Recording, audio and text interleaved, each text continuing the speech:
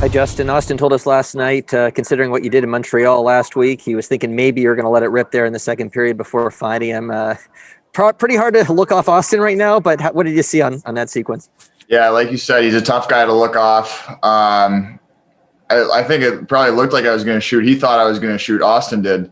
But I was really just trying to get the defenseman to move his stick. He ended up not moving his stick, but it ended up being enough space to give it to Austin still. So the fake worked in some ways, but also not really. Yeah, I think regardless of who's playing goal, we need to be a little bit better defensively.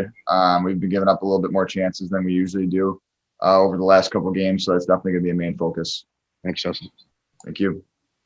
And we'll go back to Mark Masters here. Go ahead, Mark. Justin, Sheldon just told us Zach Hyman is out tonight, banged up. But just how tough is it to feel what he brings to the lineup? Yeah, totally. He's a massive part of our team, and he's kind of the engine of any line that he's on. So it's a big loss for us tonight, but this is the business, and it's going to be next man up mentality. Jason, scores tend to be streaky, but considering the growth Austin's shown this season, do you get the sense that this type of production from him might be sustainable throughout this season?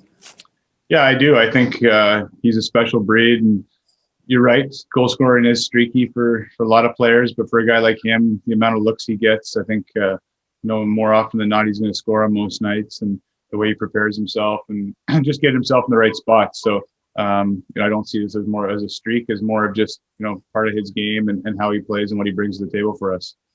Zach Hyman out tonight. How hard is it to replace what he brings to the lineup?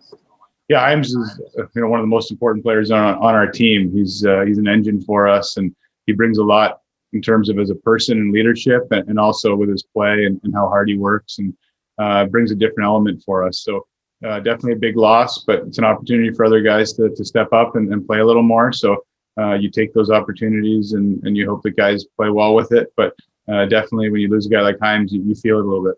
I don't suppose you come out and say it this way to the team, but does the club have to be that much more careful in front of Hutchison, considering he hasn't played in months? Well, we've got to be better. I mean, we didn't play good enough in front of Fred here the last couple of games. Yeah, so just regardless of who's in net, we've got to be better defensively. We got to find our structure here again. I think we've been way too loose in both games here against Ottawa. Yesterday, in particular, I think really is kind of, I would say, the worst we've looked defensively coming out of the offensive zone all season. So that's not a trend that we want to see continue here tonight. Hi, Sheldon. Scores tend to be streaky, but considering the growth in Austin's game, is this sort of production, do you think, sustainable throughout a season? Well, I think, as you say, everybody's going to have hot and cold streaks. He's on one here right now, but I mean, if